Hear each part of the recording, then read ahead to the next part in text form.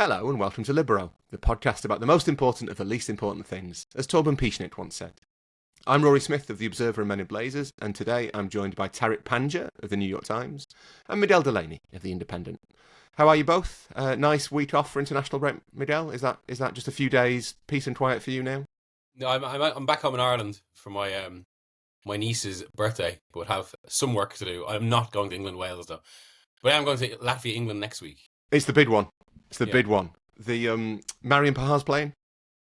Stepanov as well. Yeah. I'm sure our Latvian listeners will be delighted with such references. We can actually find out if we've got any listeners in Latvia, but I would assume they wouldn't be Latvian. I think they're probably English people who live in Latvia. One thing that people don't know about Miguel Delaney is he's a very devoted uncle. He might be the most devoted uncle I've ever known. It's a rare softer side to Delaney. Tariq, have you had to do an interview on any embattled presidents? Is that what you're spending your time doing? Not this week. However, I will be, yes. But it's the European Club Association meeting in Rome. So a few embattled presidents there. I'm going to go there for a couple of days, meet some of these guys. Used to be Daniel Levy was a big presence there, speaking of embattled figures, but no more. And actually, to be fair, I missed a segue there, because you're also quite a devoted uncle, aren't you? Correct. Yes, I was doing some of that this weekend, but I would say Miguel wins that because he has to travel quite a long way for his devotion. 1-0 Miguel. Whereas you just pitch up. I know what people will be thinking, which is that we've got Miguel, we've got Tariq. This might be a sports politics episode about FIFA, and they might be considering going to listen to Gary Neville and Roy Keane talking about. Hard to say what they'd be talking about. Probably the culture of Manchester United in the 1990s and why it's better than today. But don't worry, because today we are talking about actual football, about Liverpool, late goals, and the mounting body of evidence that it's all gone a little bit Eredivisie at Anfield. Midge, you were at Chelsea on Saturday, where, if people don't know, Liverpool lost 2-1, their third defeat of the week, following the losses at Crystal Palace and Galatasaray. It's a full-blown crisis. If you were a doctor of football, which I suspect is a thing that some people are, and you were looking to diagnose the reasons for that defeat at Stamford Bridge, what would you say? What's your prognosis? There's a lot, but the weird thing was in the game, Liverpool probably created enough chances to win it, or at least enough openings to win it. And if the Liverpool individuals, particularly some of their best players, were on the form they were in 8 months ago, they possibly win that game quite comfortably. But they're not on that form. Salah, I think, had about 3 opportunities, at least 2, where he's free on the right. One, he hits wide, one he blazes over as a kind of almost, the lightning rod for all this. So I think there's more to it than them just creating sufficient chances, not taking them. There's something else. And I think you can go from individual form and fitness of some key players. There's a few, particularly Alexis McAllister looks off it. So I'm going to basically surmise the podcast now in 30 seconds. The new players coming in, the change of chemistry, the formation, and then I suppose just a general adaptation in a few ways. I mean, people outside Liverpool, despite initially expressing grief, don't like when you bring up the tragedy of Diogo Jota, but it is there. It's something that these players have to work through. And while it's not necessarily an excuse for current, nor should it be, something so tragic just shouldn't be looked at in football terms in that way. But the reality is it's something that's happened. It has kind of... It's created, obviously, a difficult situation to players there's no precedent for. And all of this, then, with a lot of purely football issues, that just feels and mostly the football issues right now are combining to create this sort of fog, basically, and a team that doesn't look right. Yeah, there was a bit there where it sounded a bit like David Moyes' famous assessment of Manchester United, that they needed to improve on passing, shooting and tackling, that they need to do all of those things. I watched the Galatasaray game with Kelly Cates on Wednesday, and actually she put it kind of as succinctly around that game as I've heard it, which was she just said that it looks like everybody is 2 yards in front or behind of where their teammates are expecting them to be, and that is the experience of watching Liverpool. Certainly this week. Tariq, you watched the Chelsea game, I think, on television. Was there anything that you learnt from Sky's coverage that Miguel might have missed? Does that kind of assessment that it's just kind of not there. I think, the idea of Foddy is quite interesting. Is that what you saw as well? That Kelly Cates assessment's really good because it was, apart from you're watching these chances, the thing that stood out, I've not seen a top team misplace that many passes in maybe some of the old guys are expecting certain patterns and the new guys aren't aware of those. So what I'm talking about is like the ball going off for a throw from a pass, or someone sticking their hand up because he's not made a run and it's gone straight off for a goal. It happens so often.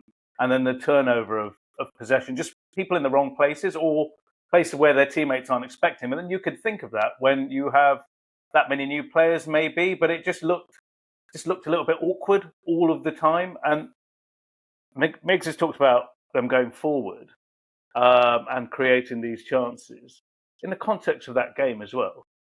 And this was a Chelsea team that was there to be. They didn't have a defence, and then even during the game, the defence they did have, these players are limping off injured. There was hardly anyone left, and I think that's what Chelsea did in the second half. Thought we can't defend here. We're going to get done, and they just thought we're going to attack, and that's what that game turned into. And then Liverpool also obviously can't defend.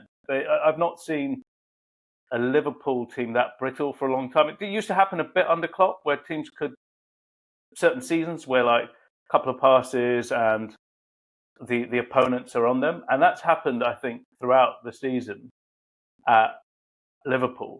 Every single game, it's not that hard. And the Galatasaray game that you mentioned, it was Liverpool having a chance to go 1-0 up, and then within 8 seconds being a goal down, and the rest.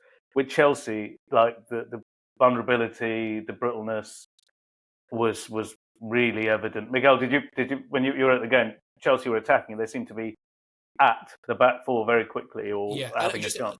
On the point you mentioned, because that one about misplaced passes, I said that as it was happening at the time. It was really, really notable. And I think by half-time, certainly it had been about 5 players. They were not just responsible for a misplaced pass, but something like really duffed effort that both indicated like individuals being off it and also the team being completely out of sync. By the end of the game, I think we're talking 7 or 8 players that had done it. And of course, they're all individual incidents, but it's the fact, it's what they indicate that this team isn't coherent right now. And that coherence applies to how front-loaded the attack is. And then, and this has been almost the biggest thing all season, because obviously they have scored goals. It's how easy they are to run through, how easy teams create chances against them. And again, we had the most obvious manifestation of that with the Caicedo goal, which, brilliant a strike as it was, at this level, a player doesn't usually get the chance to kind of feign one touch, take it on, and basically set it up perfectly for himself. Like, it's a brilliantly hit strike, but it's also because it's almost like a training ground exercise. He skips past McAllister, and then Van Dijk kind of just stands off, which you've seen Van Dijk do before, to be fair, but the consequence this time is, Van Dijk usually does it to kind of limit the space or change the shooting angle for the player in front of him.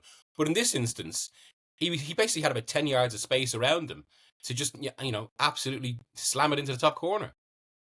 I think what you say about the games prior to this week, or to last week, I guess, the games that Liverpool won, all of that sounds distinctly familiar, because I was at the Bournemouth game, I was at the Atletico Madrid game, and I was at the Merseyside derby. And I think with the exception of maybe the Merseyside derby, it was notable how easy it was for the opponents to get at Liverpool. And that tends to kind of be one of those things that people will say, well, look, the defence isn't right. Generally, my sense is that if you're running through the middle of the pitch unchallenged, the problem's probably with the midfield, possibly with the attack. It sounds like this week, and I think this has been the tone of a lot of the coverage, it feels that this week has been coming, that Liverpool haven't been convincing, even when they were winning every game. It's that weird thing, isn't it? Like, teams will win every game unconvincingly, or win a game unconvincingly, and people will say, well, it's the mark of champions. But it's also the mark of a team that's not playing very well and has got away with it. And it does feel as that there's an element of chickens coming home to roost, maybe, about Liverpool this week. Is that fair? Yeah. Yeah. That, as you said, it's you can go through the list of games, can't you? It's been almost every game. Burnley away is probably a different case, because Burnley are newly promoted, played low block or whatever. But again, it's all really hard. It's all really hard. So that game, we're getting into the recruitment. It was a lot of the recruitment this year has been for that sort of game, hasn't it? And they laboured so hard. I think it was a penalty in the 90+5 or whatever it was that got Liverpool through that game.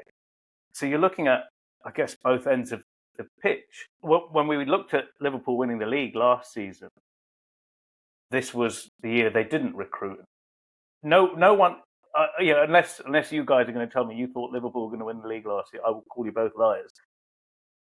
They incredibly won the championship in Arne Slot's first season with Jurgen Klopp's team, effectively, in a way that none of us expected. And here we are now with the changes they've had. Do you think we overestimated perhaps how good they can be this year as well? So I think we should try and we'll come back to the recruitment issue. I want to offer a little bit of mitigation, and this is done so that you, like, partly devil's advocacy, partly delusional fan. But I think there have been two bits just missed a little bit around Liverpool's sort of form this season that I think are relevant. The first is in the context of last week. They lose 3 games all away from home, all by a single goal. 2 of those games they concede in the 95th and 97th minute. And if I'm honest, I'm not entirely convinced. I've seen more penalties that are more penalties than the Galatasaray penalty. These are really fine margins. Like if Eddie Nketiah shoots wide in the 97th minute at Palace, then that changes the tone of the conversation quite considerably. And I always think that there's a danger in kind of taking massive sweeping conclusions from roll of the dice events, effectively. If Liverpool have been beaten 3-0 at Palace, 3-0 at Chelsea, you're having a different conversation. But they are fine margin games away from home. I guess the response to that is that a team that has aspirations of winning the title probably doesn't need to have so many games in the balance. That is the way you'd respond to that, I guess, isn't it? Well, that's it. I mean, it's about how so many games do come down to fine margins. Like you mentioned, both of you actually mentioned the Klopp team there a few moments ago, and how sometimes they could be got at. And look, this isn't the standard championship he held to, because we're talking about possibly among the greatest champions English football's ever seen. But in the 1920 season, where they won the league again after 30 years, the first COVID season, there was about 5 months, actually, to be fair, I probably went back well over a year, given that the points it got in 18-19, where Liverpool's whole game was predicated on that attack and suffocating the opposition. But there was a long period where opposition side, they just couldn't get out. The two wing, like the way they just keep recycling possession, with Van Dijk obviously pinning the team together. It was just, they were so difficult to get at. Now, obviously, that's an extreme, as you can see in the points they got. But if not quite in the same way, there were elements of it last season in just how controlled Liverpool were. Now, it's funny, talking to some people at other clubs, and people could maybe guess, there was always, as early as November, and I think I hinted at this, I wrote a bit at the time, that some rivals thought Liverpool weren't necessarily that good. They were good, but were getting a lot of breaks that other teams weren't, which is possibly true. And maybe we're just seeing like the kind of regression to the mean in that, in terms of the way chance and luck works and all that.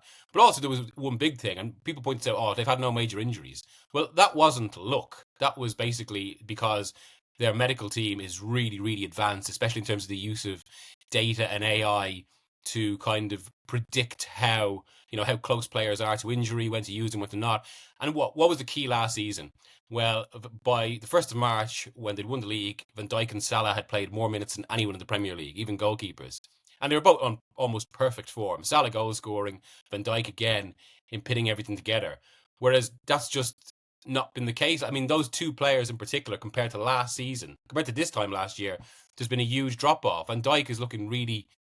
He's looking susceptible right now, and I do think that's connected to the wider structural issues that because Slot is trying to change the team, and Salah, I mean, the system doesn't work for him either right now. Like, I mean, this is a player who for 6 years, or more than that, has been used to Trent Alexander on his right, just creating this kind of gravitational effect where he always has this space in front of him that he absolutely maximised, and now suddenly, like, one thing I've noticed about Salah in a lot of the Liverpool games I've been to this season is how often he stays out wide like a traditional right winger. Yeah, white paint on the boots and all that sort of thing. Except he doesn't really have much interest in just getting the ball and knocking it in for the big man, because there is no big man. Well, I mean, to be fair, I think Alexander Isak is in theory the big man. But yes, I take your point.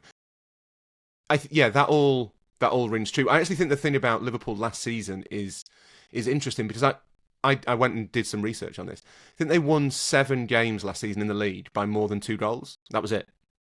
And 2 of those were against Spurs, so probably don't count. Which is a did at Postecoglou that's unbecoming of me. But one was the 6-3 at the Tottenham Hotspur Stadium, which was a really, really weird game. Like, it was a really strange football match. And the other one was the 5-1 at home the day that Liverpool confirmed the title. I don't think either of those are like indicative of what Liverpool were like last season. They were, as Miguel says, like really controlled. And there was a sense, and this has been forgotten a little bit in the kind of rush to I guess recharacterise Liverpool as kind of champions anointed and the default team that should win the league, etc. There was a long spell last year where people were like, well, Liverpool haven't played anybody. You know, they're not, as Miguel says, like, it wasn't just other possibly slightly embittered executives at other football teams who were saying, well, they're not that good. That was the default opinion, was they've had an easy start to the season, you wait till they play someone decent, they'll fall apart, it's all Salah and Van Dijk. It kind of moved through the course of the season. And I think the reason it stuck was that Liverpool weren't a blow everyone away championship winning team like, you know, Guardiola's best Man City teams or Klopp's 2019-20 Liverpool team. They weren't. That's not what they were doing to teams. They weren't 3-0 up after 30 minutes. They weren't winning games 4 or 5-0. They were really good last year, Liverpool, at doing just enough. That was what was the hallmark of that Liverpool team. And I guess what's happened this season, and I do have one more bit of mitigation in a sec, I guess what's happened this season is that they are trying to do just enough, and those fine margins are going against them. Well, that was what he was praised for, wasn't he? It was like he's taken Klopp's style and made it conservative enough. So when you are 1-0 or 2-0 up, you're conserving the energy. That's what the commentary and the narrative was throughout last season.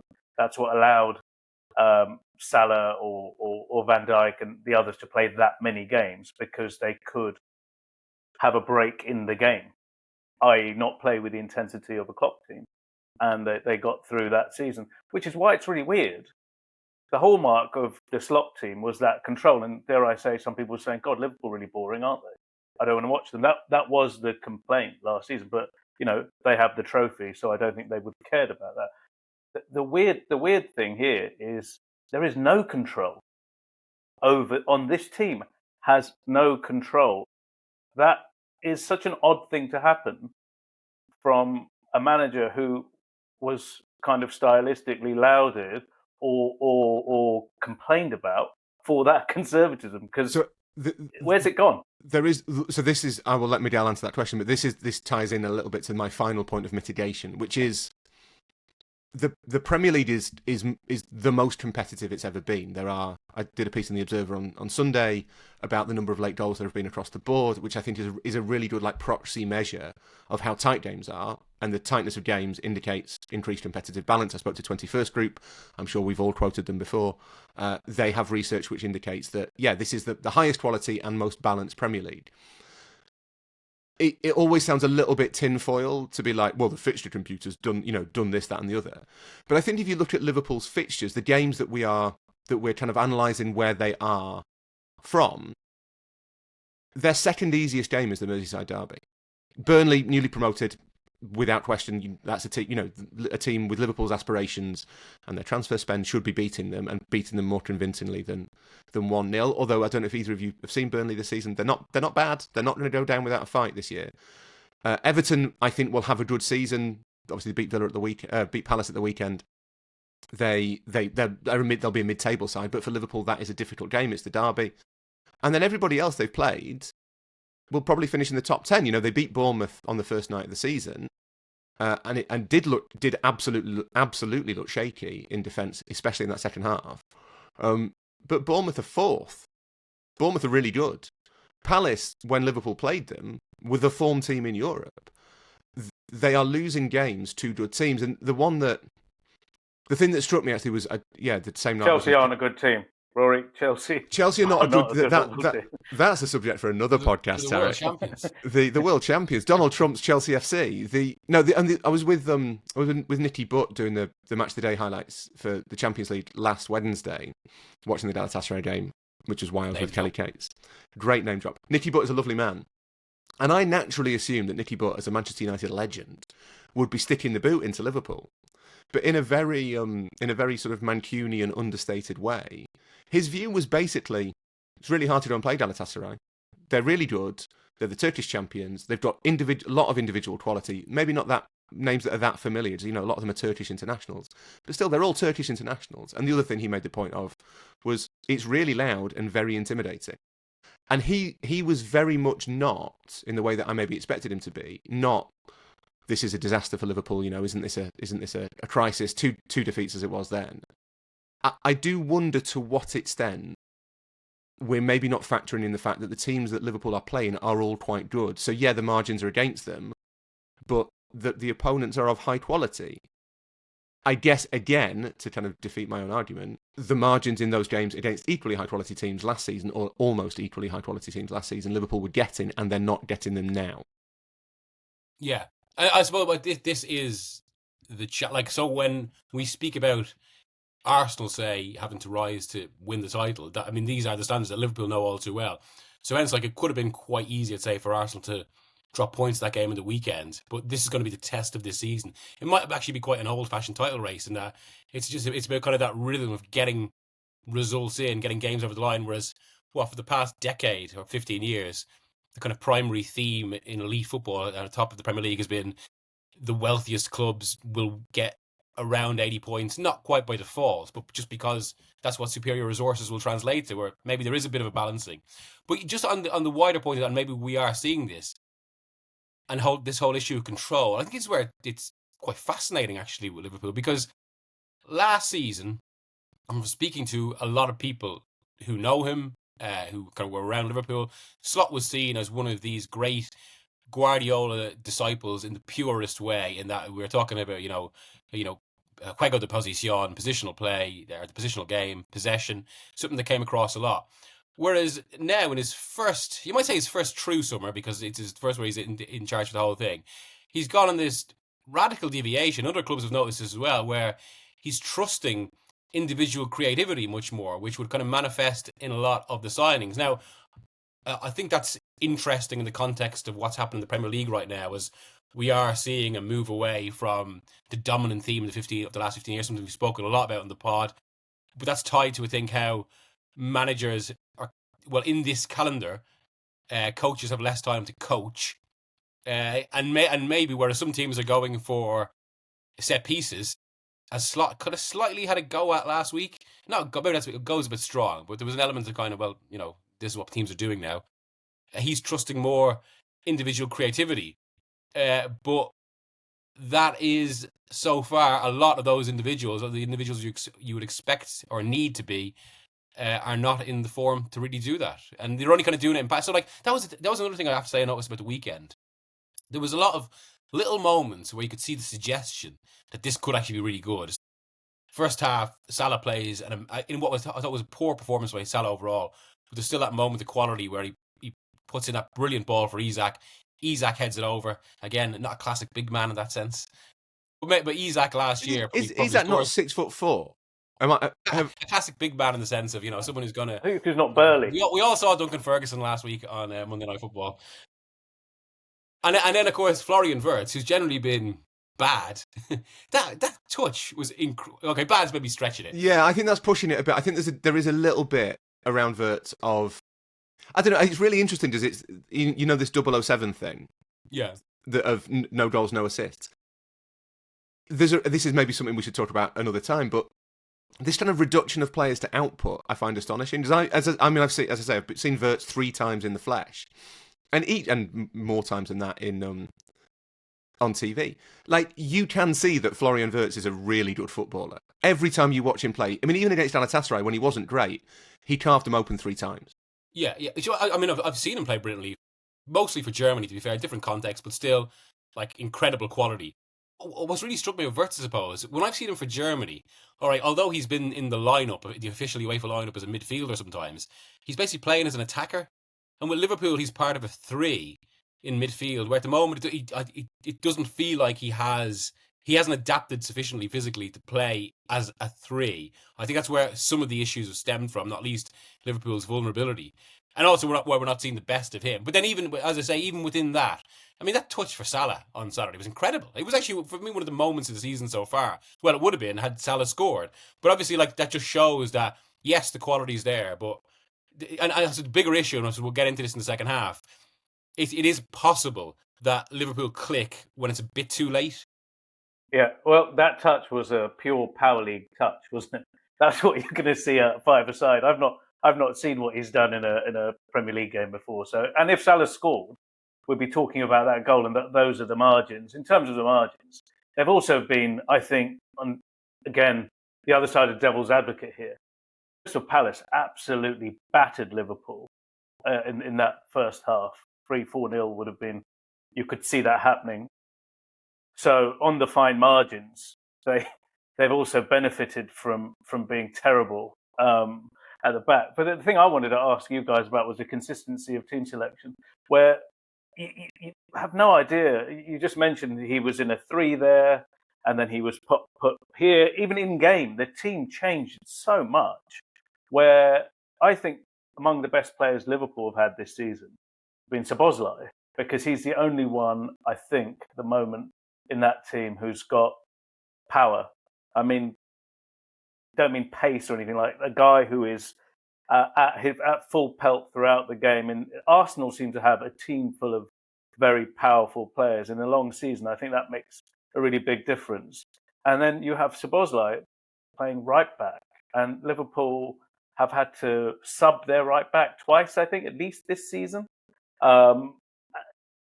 The idea that you can't have a consistent back four, maybe too much of a traditionalist here, but if you can't get the back of the team right, where you don't know who your back four is, you can't name that back four. That for me is a big problem, and they finished with another one of their better players this season out of position. I think Gravenberch is so important. We're going to talk about recruitment maybe a bit later on the pod, but if you lose this guy, there isn't much left for that role. He's then moved to centre back. Konate, for whatever reason, whether it's because of the transfer conversation around him, or he's been an absolute liability a lot of the season. The Gravenberch and Szoboszlai in the back four at the end of the game, after the recruitment, something does not feel correct here, and Chelsea got behind them a lot. So I would say that Szoboszlai has been Liverpool's best player by quite a long way this season. He has been genuinely looks like the player that he was kind of meant to be, and was in patches for like Leipzig and stuff. I think what that changing around of players suggests is that Slot is kind of unsure about whether he kind of needs to change more or less. And this happened with Klopp, that when there was a point where Klopp decided that the heavy metal football thing was old hat and it wasn't sustainable, and he tried to introduce a kind of slightly more controlled version of it. You know, if you look over the course of Klopp, there was still a lot of the heavy metal football stuff going around at the end, and you sort of thought, well, Liverpool hadn't really played like that for 3 maybe 4 years. They'd been a much more kind of, most games they had 70% possession. They weren't playing this helter-skelter kind of Jadon pressing counter-attack stuff. But at the start of that process, Klopp tried it and it didn't really work. It didn't look that convincing. So he kept kind of going back a little bit and trying to move on. But then he couldn't quite break his reliance on that Wijnaldum, Fabinho, Henderson midfield. And it was in 2021, 2020 to 21, when with the injuries, everything kind of fell apart. And after that, you got another version of Liverpool. But that transition from one style to another, I think, is really difficult, and it makes perfect sense because the players and the core of the team, for all the recruitment, the core of the team has still been around for 4 or 5 years.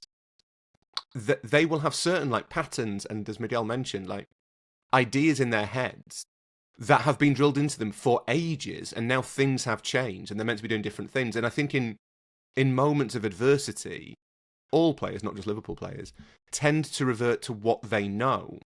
And that seems to have caught Slot out a little bit as well, because he started the season playing a 4-2-3-1, which was the system he played at Feyenoord. It's the system I think that he would prefer to play. It seems to be the system that he's bought Wirtz to play in. Like, Wirtz is a 10. That's where Florian Wirtz was promised he would play by Liverpool, as far as we understand it.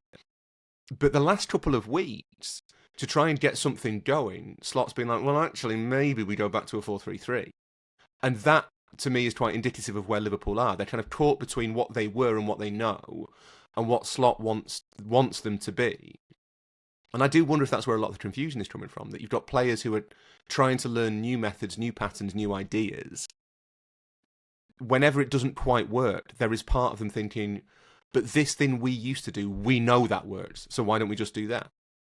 There's a few things here as well that I think we can also explore, but kind of bring this kind of full circle a bit. Whereas, so first of all, part of this is actually the difficulty of sustaining a team, and exactly that point you mentioned, Rory, about doing what you know, because sometimes managers have to complicate it and make it difficult for themselves in some way because they know they're in danger of getting found out. Slot has spoken about this, and that also ties into the difficulty of retaining a title. I mean, I think it's been forgotten a bit because City have obviously won it so much in the past few years, but outside Guardiola, no one has retained a title since Ferguson, which is actually a bit, and that was Ferguson in 2009, which is actually, that's striking, really. Quite a long time ago. Yes, yeah, but it's. I mean, and this ties in with, I suppose, a phrase that dogged Liverpool a little bit the last time they won the title, which is Roy Keane calling them bad champions. Don't get me started on the concept of bad champions. I don't get me started. But it's more like the challenge of a good defense does become a thing, whether you like it or not. Mm-hmm. And that, obviously, Liverpool responded in the way a lot of people would think that champions, especially super wealthy, football's 1% super clubs should, which is spending loads of money. That the amount of money, the amount of quality they brought in, just immediately indicates they should obviously be excellent straight away.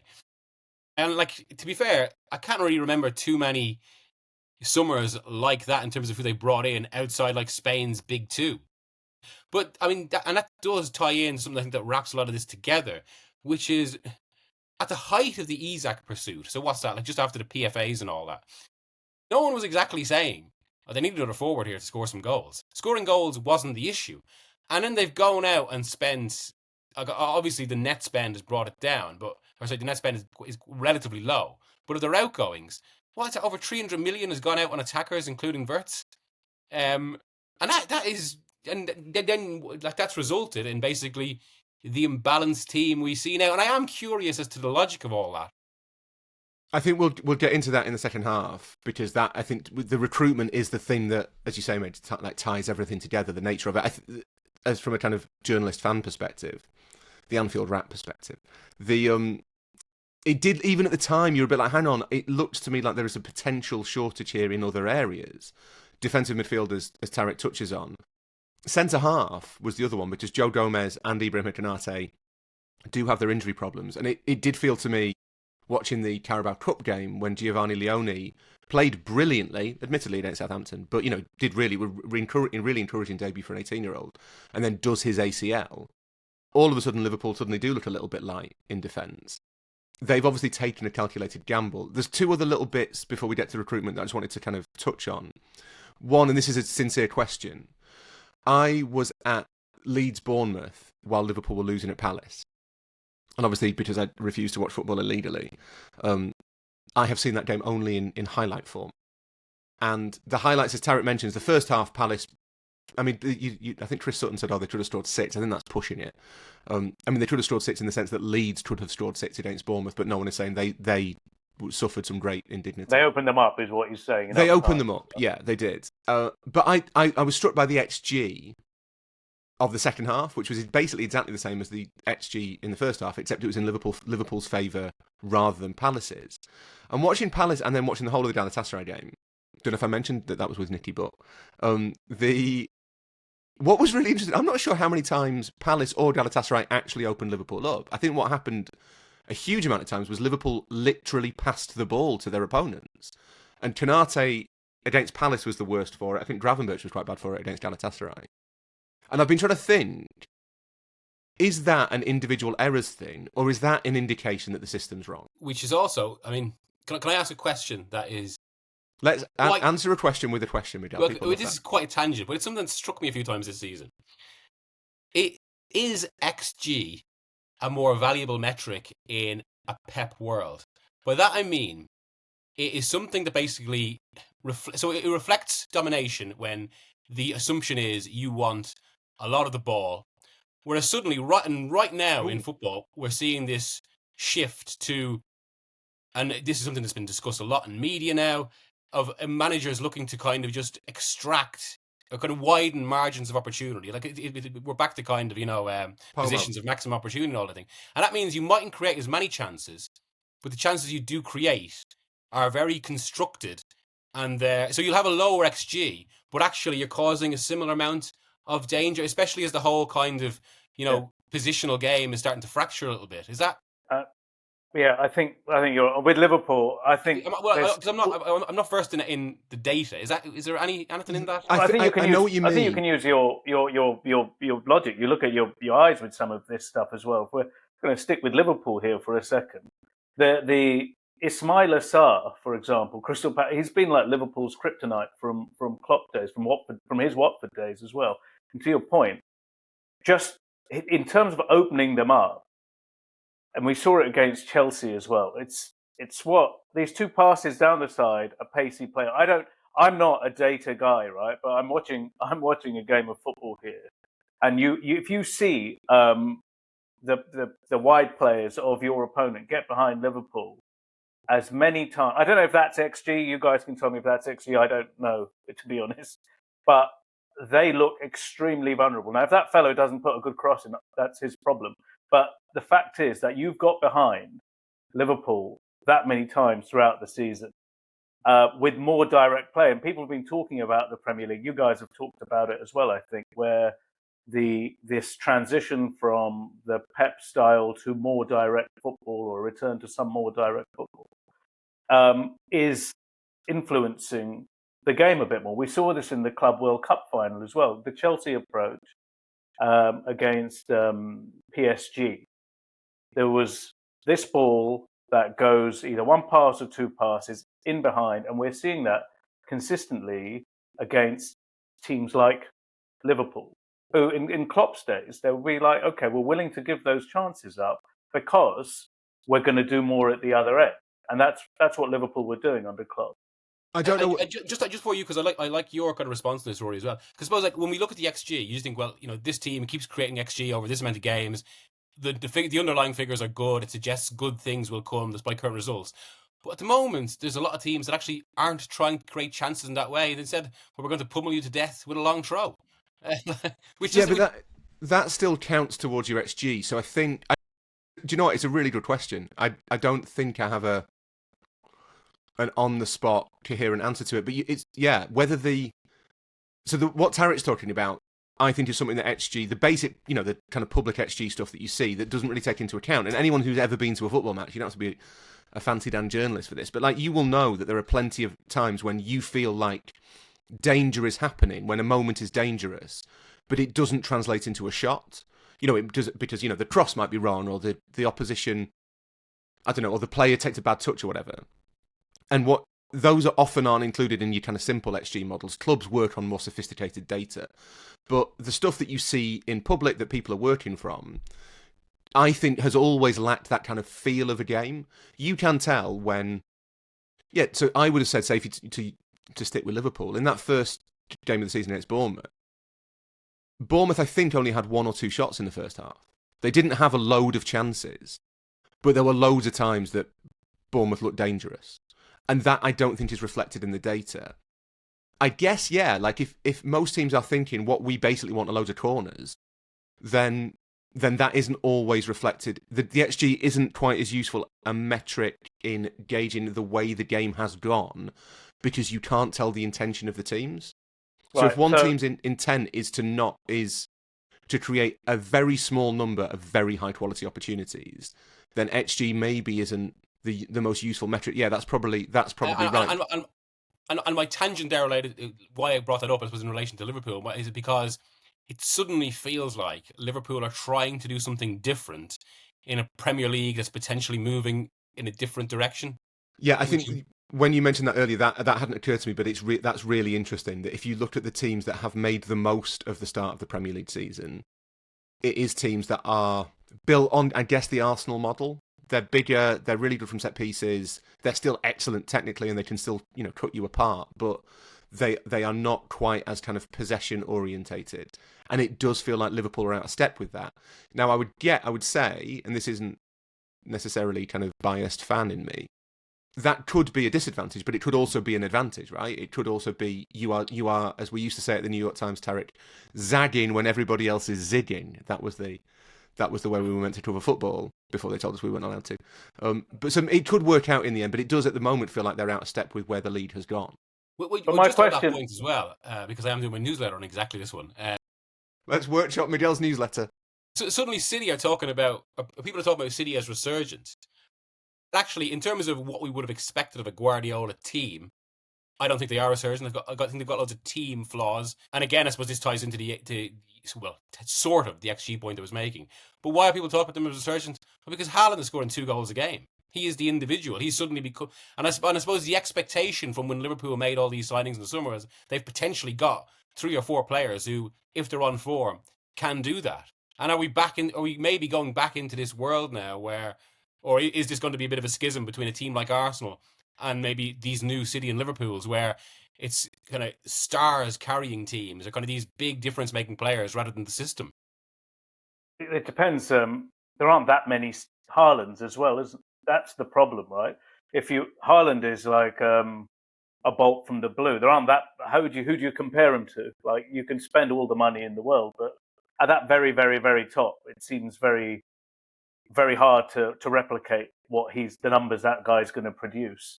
And then when we see the quantum of money Liverpool spend on these individuals, you expect them to be at a level that is justifiable at that price. I just don't think there are that many players that exist in that form. But just my thing with Liverpool, just to close from my thoughts on this, they get overloaded all of the time by every opponent. Now, I don't know if XG measures this, and you mentioned it, Rory. You said, like, you're at game, and you could tell, they're in trouble here. I don't know if there's a they're in trouble metric. There definitely should be.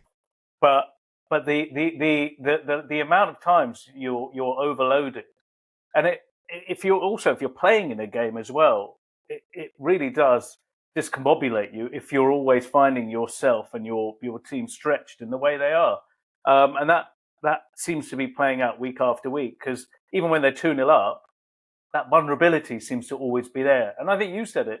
You said that not on this pod. I think you've either said it in one of the chats or on your other formats,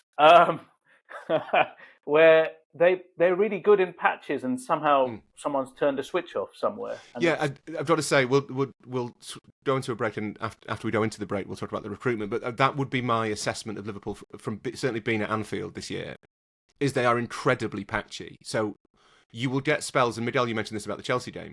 You will get spells where you look at it and think, okay, I see what they're trying to do, and it's going to be really good when they're good at it. And then it will just stop happening, and they will be completely wide open, and they'll have stopped pressing anybody, and there'll be no intensity at all. And that has been my kind of impression of Liverpool throughout.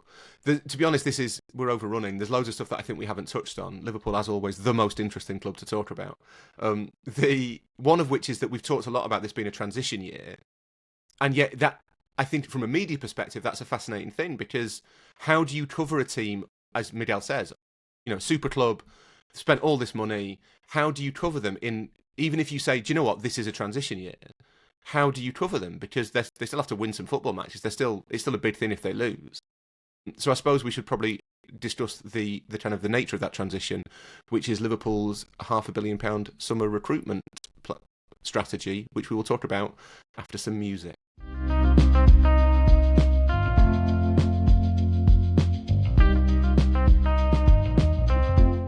welcome back to Libero. I'm Rory Smith, and Tariq and Miguel are with me, but all that's happened is you've listened to some music, so I don't know why anything would have changed. Have we turned ads on yet? I have. We'll turn ads on eventually. That's why it's there. I've had this thing for ages, and actually I was at Wrexham on Friday, and it provided quite a good example. I went to Wrexham Birmingham, the documentary derby, and the press box at Wrexham is just a row right at the front of the stand. So there's fans' knees in your back. You are not in any way kind of isolated from it. And the fellas behind me and ESPN's Mark Ogden, enemy of the podcast, self-professed. He wants a mug. He wants a mug saying enemy of the podcast. I might get him one for Christmas. They were very funny. These three fellas, sort of, as you get in North Wales, like semi-Scouse, semi-Welsh accents, really funny. Catching, like, it was a real men's mental health sort of occasion. But every so often, Bobby Madley, who was the referee, returning to British shores, Bobby Madley, would do something, and one of them would stand up behind us and scream, "You're fucking corrupt!" Like that. Like this absolute immediate assertion of corruption, and there is no evidence that Bobby Madley is corrupt, I want to make that clear. And a lot of it was for like really minor offences. I've always thought this about myself, about all fans. Like, when you go to a game, you get so swept up in it.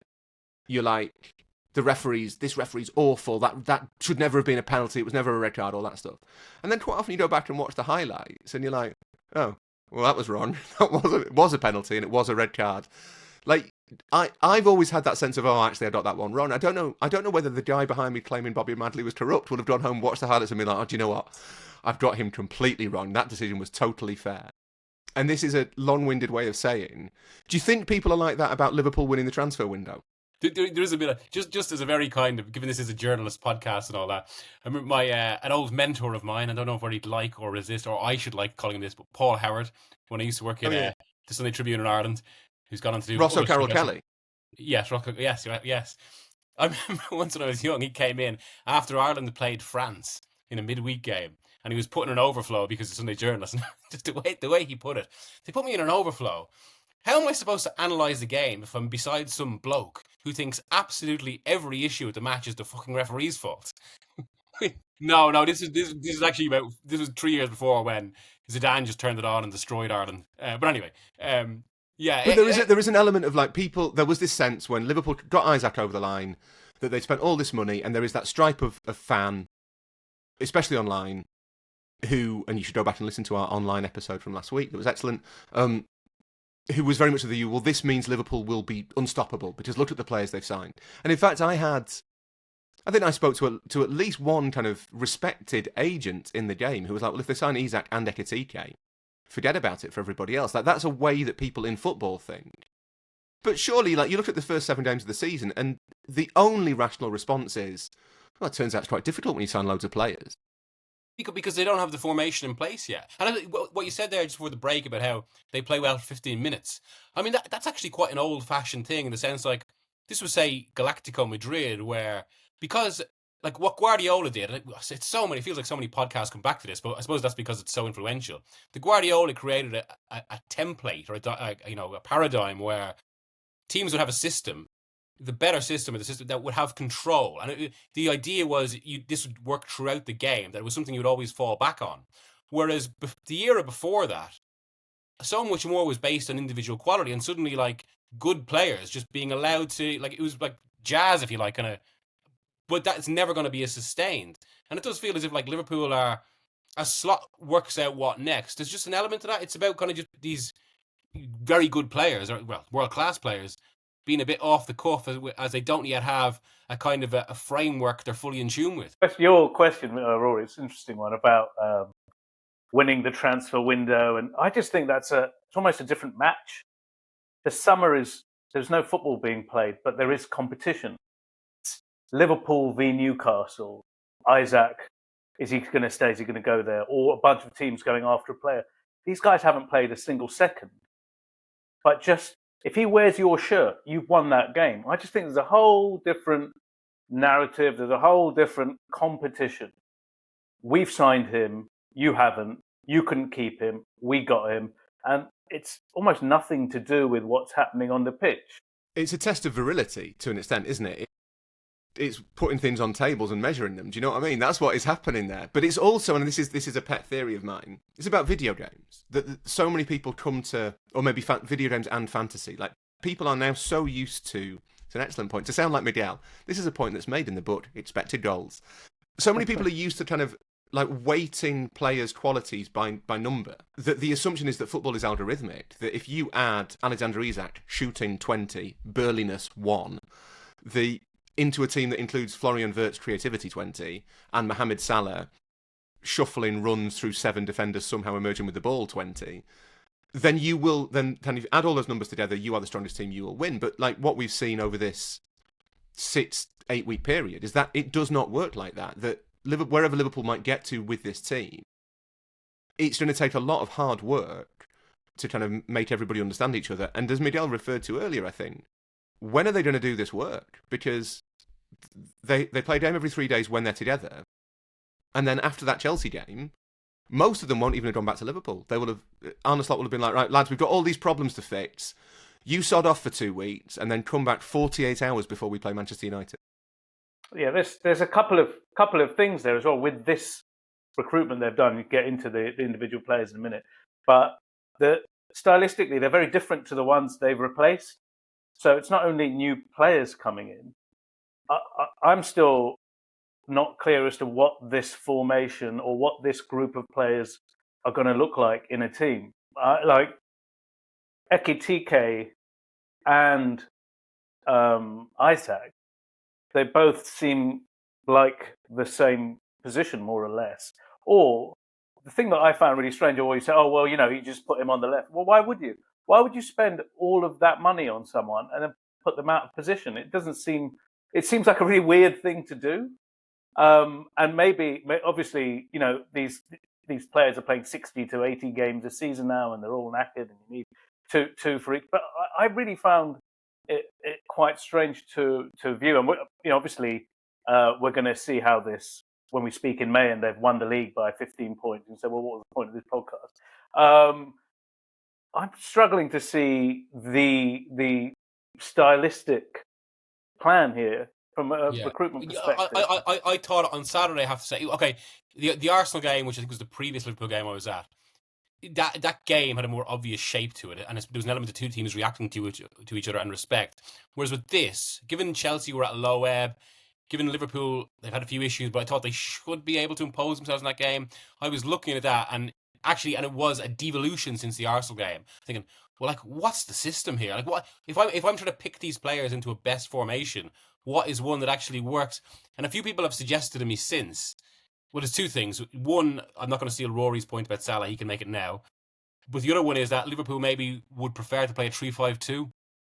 They don't have the players for that, though. They just don't. But not right now. But maybe that's the next stage. And I suppose that feeds into your point. Yeah, I wonder. I mean, to my theory, and it's just a theory, is that this is the post-Salah team taking shape. There's just Mohamed Salah still in it. I think that next season, what you will see is a Liverpool team that is much more obviously based around like an axis of Wirtz and Isak and Ekitike.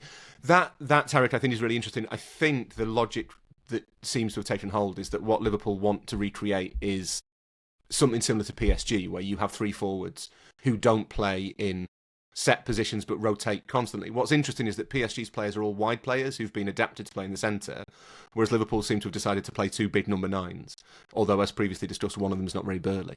But that then gets into the problem that Salah plays in the Mohamed Salah role. You can't move him. You can't be like, well, you have to go and do something else now. Which makes me wonder if what happens is next season maybe Mohamed Salah's not there, and you start to see a kind of different shaped Liverpool team. But that gets us back to Miguel's kind of point, which is the difficulty of retaining a title, the emotional impact, I guess, of winning it, having to go again in like a different way to stay ahead of the curve. And maybe there is a reason that only Guardiola, with all of City's resources, with his kind of perfect blank template to create whatever he wants, and obviously his genius, maybe there's a reason that maybe you can't really retain the Premier League, because it takes so long to kind of institute new ideas, to create like your team 2.0, that winning it again is maybe you could do it if everybody else kind of messes up, but it's really hard to do it if that doesn't happen. And yeah, although I think this could be a really interesting season from that perspective. If you, as you said, I think you're right. We've had the rise of the middle classes. It feels like some of those middle classes have actually adapted very well to losing big players, and also to the point they haven't yet improved the top teams. So obviously, Palace have somehow, despite losing Olise last year and now Eze this, they've gone to a higher level. Bournemouth still going. Newcastle still a strong side despite losing Isak, and where some of the players they bought off aren't necessarily at a higher level. And if that middle class continues to rise, if it's more difficult to sustain kind of these endless runs of points that we've become used to from the top clubs, then maybe this actually is a bit more one of those seasons where it's potentially 80 points and there might be a few ebbs and flows. Now, of course, the risk for Liverpool is that Arsenal, who feel like this one single side in the Premier League right now, who at least know what they're about, even if they face all these doubts about their kind of ability to win the title, that they're potentially a bit kind of self-perpetuating Arsenal in that way, as well as having the depth. So like that point we made, I think it could be so key to the season. If you can't coach midweek in the same way, it makes such a difference to have a team that's already hardwired into this. Yeah, and then that's interesting in terms of the lack of time. With sticking with the Liverpool theme a little bit here, when Klopp was signing players, they wouldn't go into the team. Fabinho, Andy Robertson, it would be weeks, sometimes months before they'd be bedded in, and it would be over time in terms of minutes as well, even when they did come into the team, and then they're established, and then in the end you could name his team pretty consistently for a long time. And the other thing with that Liverpool team is perhaps they don't get enough credit because Man City kept winning the league. That is a very, very, very good football team, and one that is very hard to match. Yes, they didn't get all of those Premier League titles that they might have done, and it looks Klopp won 2, is it? One. 2 if you count the one that Slot won as Klopp's. The Klopp Slot team. Yeah. And it doesn't seem like a lot, but that is one of the best football teams that the Premier League probably has ever seen. Slop. The Slop team. No, I think that is the Robertson example. I think is the best one. That when they signed Andy Robertson from Hull, to not a huge amount of there wasn't the kind of hoo-ha around signing Andy Robertson as there was around signing Isak or Ekitike, but you didn't see him for about 4 months, and the player who was ahead of him was Alberto Moreno. And I remember talking to people, family members and stuff, who were Liverpool fans, and the theory was, well, Robertson must be shit. Like, they must just have taken a look at Robertson and thought, well, he's not up to it. And then he kind of came into the team around December, January, and you were like, oh, hang on, he looks like he's been Liverpool's left back for 10 years. And I have been surprised by how quickly Slot has kind of decided, right, we're ripping the plaster off, let's just go. Kirkes left back, Frimpong right back, Ekitike and Isak in the team. There's been no attempt to kind of gently massage the team towards something new. It's like, right, we are starting this new. And I do wonder whether the nature of the Premier League now, there's kind of 2 things, I suppose, but they're opposite to each other, which is difficult from a kind of wrapping up a podcast perspective. But like, one is that you don't have the time to do that. And they got Isak really late in the transfer window. So you don't have time to get him into your attacking patterns. Maybe it comes November, December, January, sometime like that, when they've all played together enough and everyone's fit. But as Miguel says, that might be too late in terms of retaining the title. And it might mean that there's bumps in the road. And those bumps in the road have an impact on how the team feel about themselves. And that matters. That's important. And maybe Arsenal's approach, actually, the thing that makes Arsenal the team kind of in possession, obviously top, and they look like favourites for the league now. And it's because in an environment where you can't coach anybody, you can coach set pieces. And they look so solid. Yeah, they're hard to beat, they don't concede many chances, and they can score goals from set pieces, and you can coach them when you've only got 48 hours before a game after an international break. That is a thing you can do. So maybe that is a more practical way of consistent success. But then my other thing is a lot of the way we're analysing this a little bit outdated, and to come back to where we started, and I don't want this to sound like everything's actually all right with Liverpool, but the middle-class teams are much stronger, the league is much more balanced. Are we kind of a little bit too quick to proclaim things are going wrong for any of the big teams, even Chelsea, when the standard of opposition is so high? Well, I mean, it has been true of the Premier League for certainly in the modern internet era, as we discussed last week, where every 3 weeks or so, there's a new crisis club where the label falls on them until basically they get a win and that fades away and goes on to the next one. But in that, I do have to say, a month ago, I was looking ahead at Liverpool United in 2 weeks' time and thinking, this is a bit of a revelation. There's a 20-hour day up to Liverpool and back for a 3-0 win that kind of means nothing and I'll have nothing to say about. Whereas now, that is, I actually think, a fascinating game. Liverpool badly need a win against a team that's obviously been the crisis club, and yet, suddenly they're out, or not out, but they've emerged a little from that crisis by winning at the weekend, and B, there has been at least some sense that Amram, for all his faults, he's been better. A game suits him better when he's playing against a team like a Liverpool or a Chelsea or someone he can set up against, and suddenly that is a match with a lot around it. It delivers. That's the great thing, isn't it? Delivers a Christ, delivers a story. The point we were doing this podcast, it doesn't feel knee jerk because we're 10 games into this season. They've been performing. You were talking about the points. The points are there, but the performances have been very consistent in why we're doing this podcast today. I think the form on a points. Like if you're watching the game on teletext, and great, looking at the table, teletext for younger listeners was a service you could use before the internet to look at tables but football isn't a teletext game. You're watching this. This is this is very correct. We're doing this podcast, so don't talk us down here, guys. Panja, have you taken on some sort of challenge to try? Are you trying to create merch slogans? Just football is not a teletext game is almost as good as we are living in the sewer. It's the Tariq Panja merchandise hotline. We're about to go live with a bunch of new merch, guys. So like, review, and subscribe if you want that merch. just to wrap it up, actually, as to why we're discussing it and whether this is knee jerk or not. I suppose I do think Liverpool are actually in a very fascinating place now for everything we've talked about. But also, if you thread it, so they start the season as champions. They spend loads of money. They spend even more money on Isak. They have these late winners that propels momentum. And at one point, are they 5 points clear? They're certainly 5 points clear of the team, maybe consider their closest challengers, Arsenal. And it looks like, well, we're just going to have the same as last season. And in the space of 2 weeks, in the space of a week, suddenly that's just frittered away. And now they're not top. There's suddenly all these new questions. And also, in the modern game, even allowing for everything we've spoken about in this podcast, it is actually unusual for teams like that to lose 3 games in a row. That doesn't really happen anymore. And now it is, just as we go into the period that everyone loves, an international break, they have a lot to dwell on. But funny if we were saying this before you came on, Miguel, that